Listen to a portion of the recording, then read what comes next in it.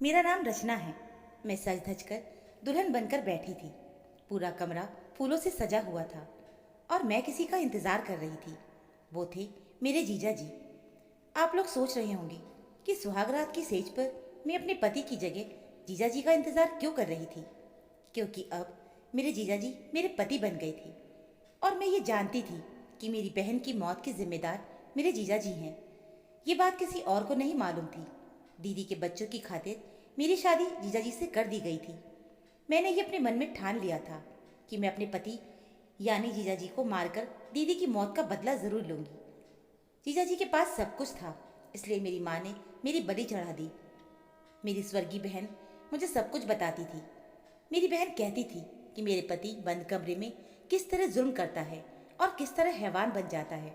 उसके शरीर पर लगे घाव इस बात की गवाही देते हैं। लेकिन मेरे जीजा जी सबके सामने इतना अच्छा बन जाते कि पूछो मत। मेरी बहन मुझे बता चुकी थी कि किस तरह मेरा पति मुझे मारने का प्लान बना रहा था। मैं उसको सबक सिखा देती, लेकिन बहन ने मुझे कसम दी थी कि मैं ये बात किसी को ना बताऊं। वो कह रही थी कि इस मामले को मैं खुद हैंडल कर लूँगी। फिर एक रोज़ मुझे पता चला कि मेरे जीजा जी बच्चों को उनकी दादी के पास छोड़कर दीदी को पहाड़ी इलाके में ले जाने का प्लान बना रहे थे। जब मेरी बहन ने मुझे कॉल किया तो वो परेशान लग रही थी। मैं उसे बार बार पूछती रही कि तुम ठीक तो हो। उसने कहा मैं वापस आकर बताती हूँ। फिर अगले दिन हमें एक खबर मिली जिसे सुनकर हमारे ऊपर तो बिजली गिर पड़ी थी। दोनों का बुरी तरह एक्सीडेंट हो गया था और मेरी दीदी पहाड़ों से नीचे गिर गई थी और अब तक उसकी लाश भी नहीं मिली थी। हम बुरी तरह से रो रहे थे। हमारा दिल दर्द से फटा जा रहा था। मेरी किस्मत भी ऐसी ही थी कि आखिरी वक्त में मेरी बहन का दीदार भी मुझे नसीब नहीं हुआ। जीजा जी घर आए तो देखा उनको भी थोड़ी चोटें आई थी। मेरी बहन ने जाते वक्त मुझे ये कहा था कि अगर मुझे कुछ हो जाए तो मेरी बेटी का ख्याल रखना। अब मैं अपने जीजा जी को शक भरी नज़रों से देख रही थी। भला ऐसे कैसे हो सकता है कि मेरी दीदी की जान चली गई और मेरे जीजा जी को हल्की चोट आई है। लेकिन मेरे घर वाले इस बात से अनजान थे। वो मेरे जीजा जी को तसल्ली दे रहे थे। मुझे ये यकीन था कि जीजा जी ने ही दीदी को मारने की साजिश की थी, क्योंकि हर बार जीजा जी अपनी बेटी को भी लेकर जाते थे, तो इस बार वो बेटी को लेकर क्यों नहीं गए। जब मैंने इस बारे में अपने घर वालों से बात की तो वो कहने लगे तुम्हें अपनी बहन की मौत का सदमा लगा है, इसीलिए ऐसी बातें सोच रही हो। वो एक नेक इंसान है और तुम उन पर इल्ज़ाम लगा रही हो।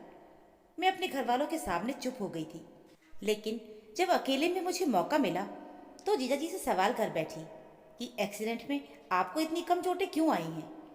मेरे सवाल पर वो एकदम से चौंक गए थे। उन्होंने इधर उधर देखा। मैंने कहा कि आप मुझसे झूठ नहीं बोल सकती।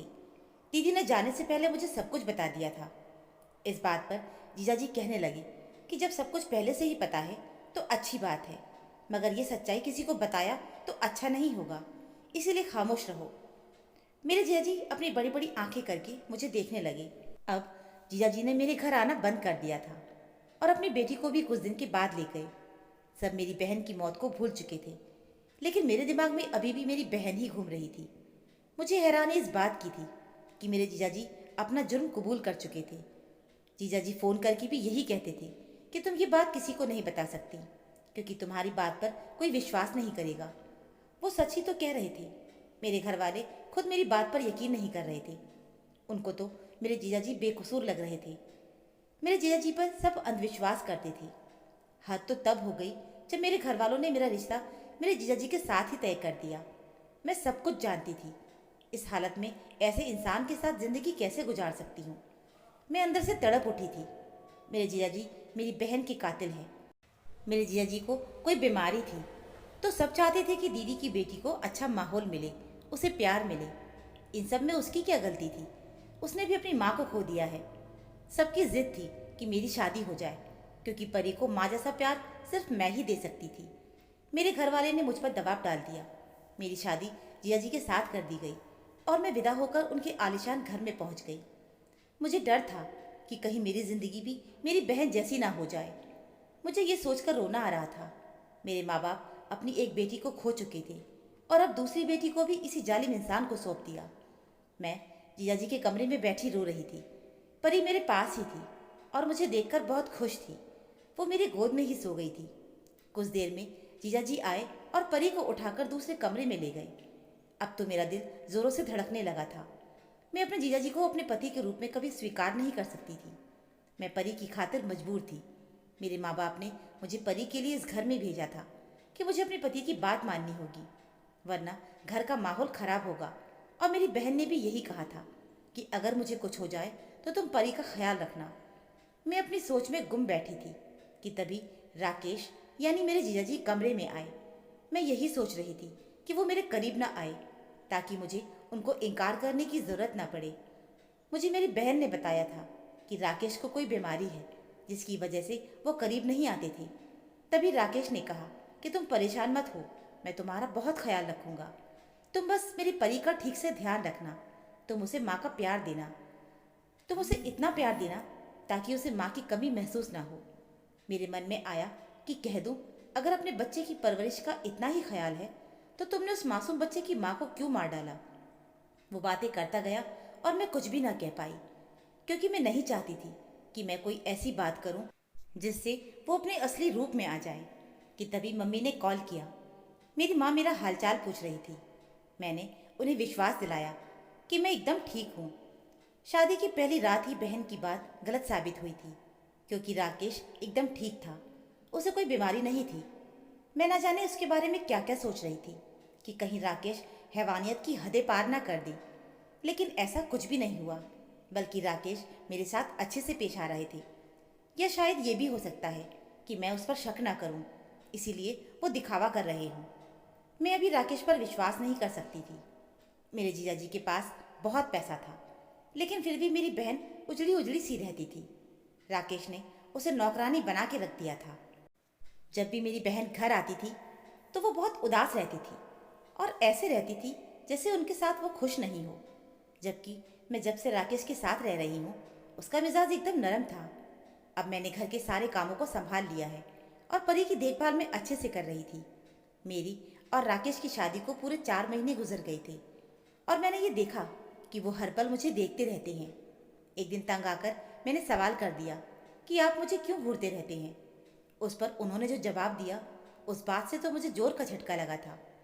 उन्होंने कहा कि मैं देखना चाहता हूँ कि वाकई में तुम ऐसी हो या फिर एक दिन अपनी बहन की तरह हो जाओगी। आखिर उनके कहने का क्या मतलब था। मेरी बहन कैसी थी? जैसे मैं उनके असली रूप को देखना चाहती थी, वैसे वो भी मेरे असली रूप को देखने का इंतज़ार कर रहे थे। उन्हें क्यों लग रहा था कि मैंने अपने आप को छुपा रखा है। मुझे राकेश में ऐसी कोई बात नज़र नहीं आ रही थी जिससे मैं कुछ अंदाज़ा लगा पाती कि उन्होंने कुछ किया है। एक दिन परी बुखार से तप रही थी। मैंने पूरा दिन उसका ख्याल रखा, लेकिन वो आजकल जिद्दी सी हो गई थी। मैंने थक कर उसे लिटा दिया और उसके लिए किचन में सूप बनाने चली गई। इतने में राकेश जी आ गए और वो सीधे परी के पास चले गए। परी को उस हालत में देखकर उसे वो अस्पताल लेकर पहुंच गए। जब मैं सूप लेकर कमरे में आई तो देखा परी गायब थी। मैंने नौकर से पूछा तो उसने कहा कि मालिक उसे अस्पताल ले गए हैं। मैं रात का खाना बनाकर राकेश और परी का इंतज़ार करने लगी। कुछ देर के बाद राकेश परी को लेकर घर आए और मुझे कहने लगे कि मैं तुम्हारी हर ज़रूरत का ख्याल रखता हूँ और भी जो कुछ चाहिए मुझे बोलो, मैं ला दूंगा। लेकिन हाथ जोड़कर विनती करता हूँ कि परी की तरफ लापरवाही मत करना, मुझसे ये सहन नहीं होगा। पहली बार मेरा गुस्सा बाहर आ गया और परी को ले जाकर पहले कमरे में छोड़ा। वापस आकर मैंने राकेश से कहा कि अगर इतनी ही फिक्र थी बच्ची की तो मेरी बहन को क्यों मारा। मेरी बात सुनकर राकेश चले गए। उन्होंने कुछ नहीं कहा। मुझे मेरी बहन बहुत याद आने लगी थी। अब मैं अपना गुस्सा अपने पति पर जाहिर करने लगी थी। मैं उनके खाने पीने का ख्याल तो रखती थी, लेकिन उनके कमरे में नहीं जाती थी, जिसका नतीजा ये हुआ कि एक दिन राकेश मेरे पास आए और कहने लगे कि मैं तुम्हें कहीं लेकर जाना चाहता हूँ। मैं उन्हें देखने लगी कि वो आखिर मुझे कहाँ लेकर जाना चाहते हैं। उन्होंने कहा कि तैयार हो जाओ। इतना कहकर वो परी के पास चले गए। मैं तैयार हो रही थी कि तभी परी मेरे गले लगकर बोली, आप कहाँ जा रही हो मम्मा? राकेश ने परी को कहा कि चलो आपको दादी के पास छोड़ देता हूँ, तुम्हारी मम्मा को डॉक्टर के पास लेकर जाना है, उनकी तबीयत ठीक नहीं है।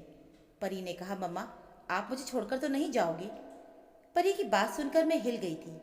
जब राकेश उसे छोड़कर आए तो मैंने राकेश से सवाल किया कि जब मैं ठीक हूँ तो आपने परी से ये क्यों कहा कि हम अस्पताल जा रहे हैं? तो राकेश कहने लगे कि हम जहाँ जा रहे हैं वहाँ बच्चों का जाना अलाउड नहीं है। मुझे याद आया कि मेरी बहन को भी राकेश ने यही कहा था। मैं अंदर तक डर गई थी। वो मुझे लेकर निकल पड़े। फिर राकेश एक बस्ती की तरफ जाने लगे तो मैंने पूछा, हम जा कहाँ रहे हैं? उसने चुप रहने का इशारा किया। एक कच्ची गली से जाने के बाद वो आगे रुक गए और दरवाज़ा खटखटाने लगी कि तभी एक नौजवान ने दरवाज़ा खोला। वो मेरे पति को देखकर परेशान हो गया। मेरे पति ने उसे इग्नोर किया और घर के अंदर दाखिल हो गए। वहाँ एक औरत हमारी तरफ पीठ करके बैठी थी। जब उसने पलट कर देखा तो मेरे सिर पर पहाड़ गिर गया, क्योंकि वो औरत कोई और नहीं बल्कि मेरी बहन ही थी। मेरी बहन मुझे सामने देखकर घबरा गई थी। मेरे पति ने जो बात मुझे बताई उसे सुनकर तो मेरे होश ही उड़ गए थे। राकेश ने कहा कि ये लड़का मेरे यहाँ काम करता था और तुम्हारी दीदी को इस लड़के से प्यार हो गया। दोनों मुझे पीठ पीछे धोखा दे रहे थे। तुम्हारी बहन अपनी बेटी का ख्याल तक नहीं रखती थी, इससे शादी करना चाहती थी। मैंने तुम्हारी बहन को बहुत समझाया, लेकिन वो समझने को तैयार ही नहीं थी। मैंने उससे कहा भी कि हमारी एक बेटी है, उसके बारे में तो सोचो। लेकिन वो कहने लगी कि मुझे अपनी ज़िंदगी अपनी मर्जी से गुजारनी है। अपनी बेटी का ख्याल ना होता तो शायद मैं तुम्हारी बहन को भी मार देता। कौन ऐसा मर्द होगा जो अपनी पत्नी को किसी और की बाहों में देख पाएगा? मैंने गुस्से में उस पर हाथ उठा दिया था। बाद में मैंने उससे माफ़ी भी मांगी और कहा कि ठीक है, उसे मुझसे तलाक चाहिए था, इसलिए मैंने उसे तलाक देकर आज़ाद कर दिया और उसे उसके आशिक के साथ भेज दिया था। ये बात तुम्हारे माँ बाप को पता है, इसीलिए उन्होंने तुम्हारी शादी मुझसे करा दी थी। मैंने तुम्हारी बहन की इज्जत बचाने के लिए दुनिया में ये खबर फैला दी कि तुम्हारी बहन मर चुकी है। मेरी बहन हाथ जोड़कर शर्मिंदा खड़ी थी और मुझसे और मेरे पति से माफ़ी मांगने लगी। हम बिना कुछ कहे ही घर चले आए। मैंने अपने पति को सब कुछ बताया, जो कुछ मेरी बहन ने मुझे बताया था। इसी वजह से मैं इन्हें आज तक कातिल समझती थी। मुझे मेरी बहन से नफरत हो गई थी। आखिर उसने अपनी बेटी के बारे में भी नहीं सोचा। इतनी प्यारी बेटी को छोड़कर किसी और के साथ चली गई थी। आज मैंने भी अपने बुरे बर्ताव के लिए राकेश से माफ़ी मांगी। उन्होंने मुझे माफ़ करके गले लगा लिया। अब मैं अपने पति और बेटी के साथ खुशी खुशी रहने लगी थी। मेरी नज़र में मेरे पति के लिए सम्मान बढ़ गया था, क्योंकि वो बहुत अच्छे इंसान थे। वो चाहते तो बहन की करतूत के लिए हमें बदनाम कर सकते थे, लेकिन उन्होंने ऐसा नहीं किया। तो दोस्तों, उम्मीद है आपको हमारी ये कहानी ज़रूर पसंद आई होगी। कहानी अच्छी लगी हो तो प्लीज़ वीडियो को लाइक, चैनल को सब्सक्राइब ज़रूर कर लीजिएगा। मिलते हैं फिर एक नई कहानी के साथ। कहानी सुनने के लिए आप सभी का बहुत बहुत धन्यवाद।